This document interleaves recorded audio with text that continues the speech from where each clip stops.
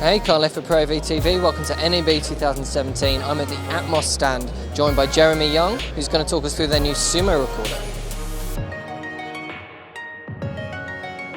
Okay, thank you for taking the time to talk to us. So, Sumo. Yes. Yeah? 19-inch recorder monitor, playback deck, grading monitor, on-set DIT, production studio monitor. I mean, I don't know what it doesn't do, but it pretty much does everything. It's a 1200 nit, 10.5 stops, 1200 to 1 contrast ratio.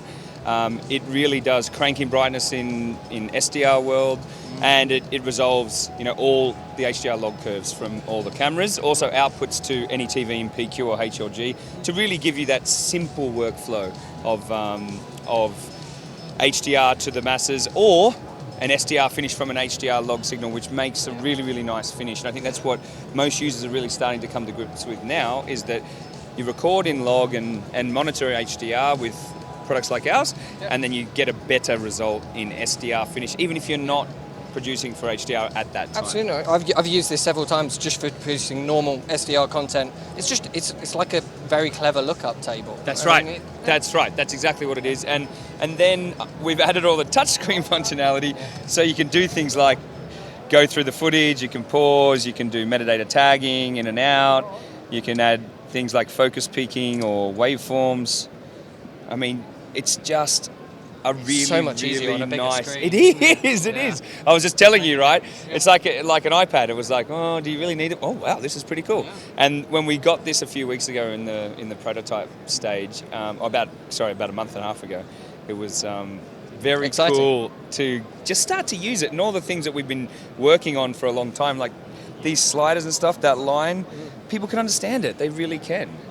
It's a very simple improvement, but it's got dual battery system at the back. It's got for Anton Bauer and those bigger batteries.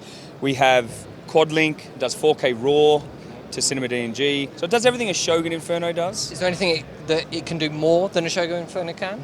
Well, it's got it's a bigger range of voltage inputs, so your battery systems are a little bit better.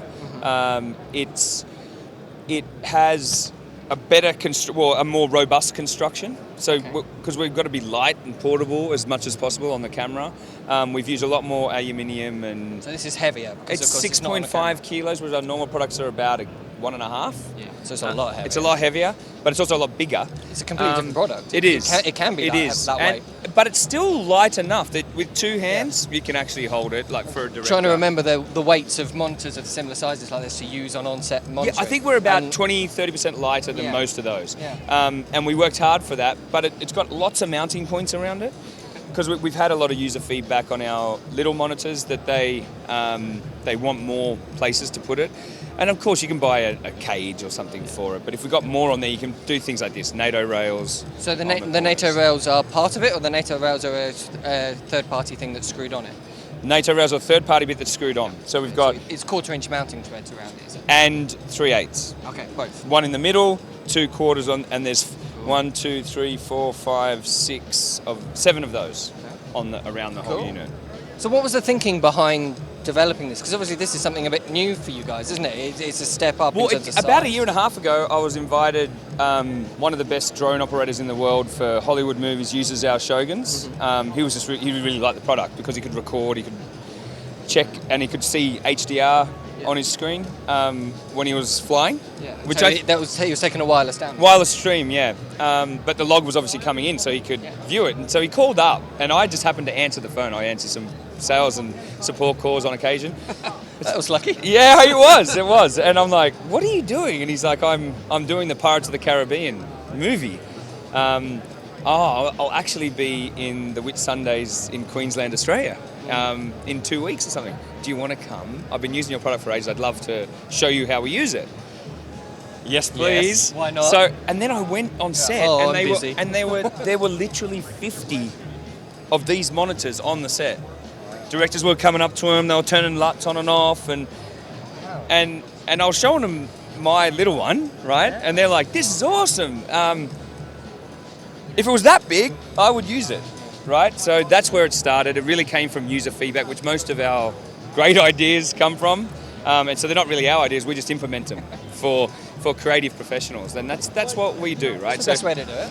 And we get now to give this type of usage scenario to a wedding videographer. That's exciting, you know, and we can teach them what we're learning about how to shoot better. And if you've got a camera on top of this and you've got a customer who wants to come and see what's going on and you can play back what just happened, it's massive. You don't need a TV, because if you want to show anything on client, you need a projector or a TV. You don't now. And we give you feet in the box so you can... It's easily big enough for a client. Easy. We've got a hood for it, so we've thought about all the accessories. What sort of monitoring, just as a pure monitor in terms of display technology and stuff like that, what are we hitting here? Are we hitting Rec 709? It's Rec 709, it's 12, it's a bit wider than Rec 709, but it's not wide enough to go P3, so we're just going to say Rec 709. We have 1200 nits, it's 10-bit, true 10-bit, and it is a 1-nit black point, so we do get 10.5 stops with that dynamic range. Okay. So you can't quite view the 2020 colour space of HDR, but you can get the brightness for HDR. And because of that, we can get volume in colour. Yeah. So if you go to a scene like... You can see that this colour volume, as I come back out, you start to see a lot more of the detail in there.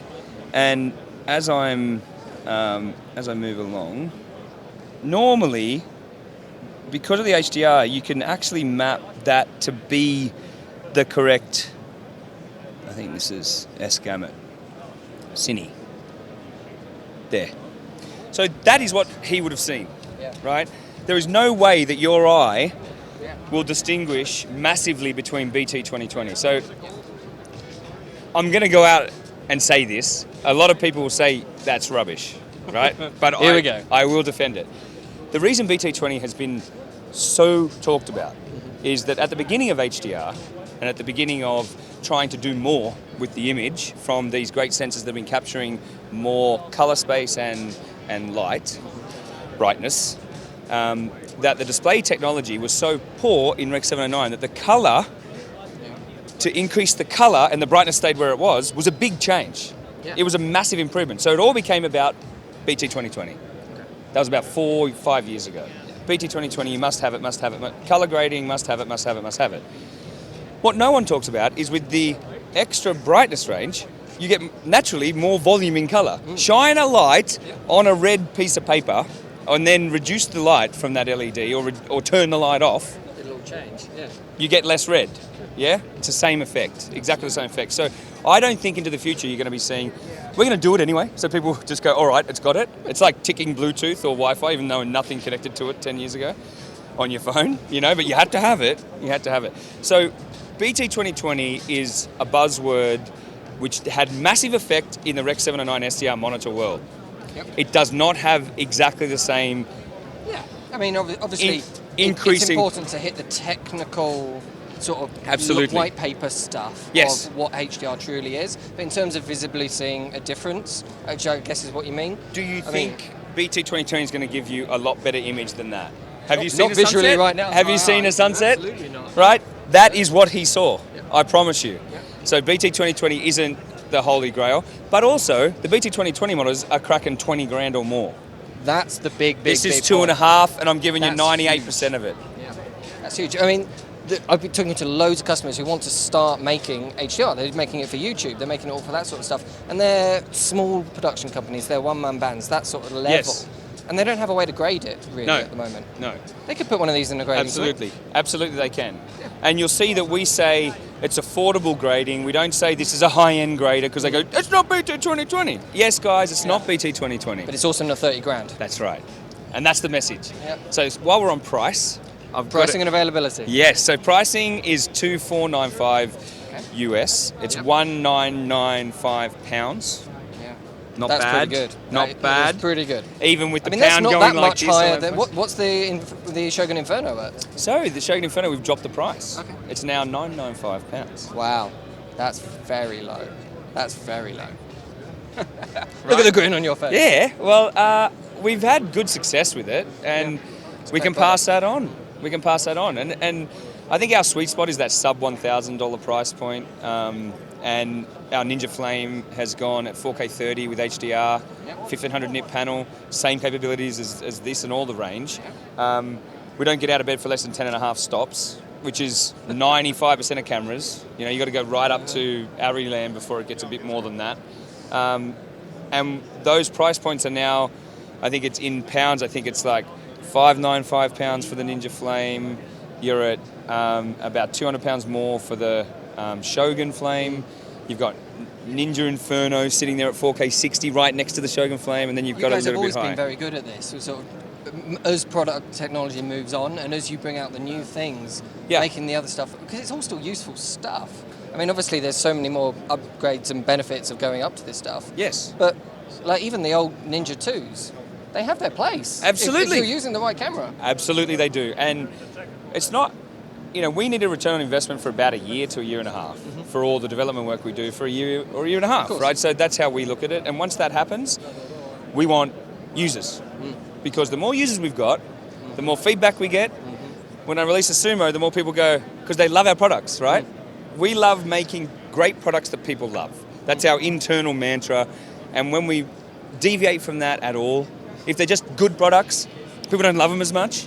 And so we break the mantra, right? So we want to deliver great products people love. And you can love a product because of its price. Of course you can. A lot of products with deficiencies, not that ours have any, but a lot of products with deficiencies are loved every day. A bottle opener that costs $1 that has your football name on it, your team on it. Some people love that stuff, right? Did it cost a lot? Is it a really complex product? Did someone really, set the world on fire by creating it? No, but it's something you love. That's a good product in our book. And we think making technology products, you've got to make products that really capture people's imagination, and then they will love you for it. And it also builds good business. It builds repeat business. And if it's useful to them, they like it. That's right. And we've got to help them. So when is this available? This is available Q3. Realistically, we'll be right in around the July end of that Q3. It is 90% this is complete. new. This is brand new. Isn't it? It's brand new. How We many just of these announced are there? There's 10 in the world right now, and they're all here. You can walk around. We're doing quad link over here. We're doing lots of different stuff. So it does a switching, quad link switching from the 4 inputs, which is really cool to be a monitor for on-set recording at the same time as live switching at 1080p 64 channel input. Right. So thank you very much for taking the time. Thanks for your support.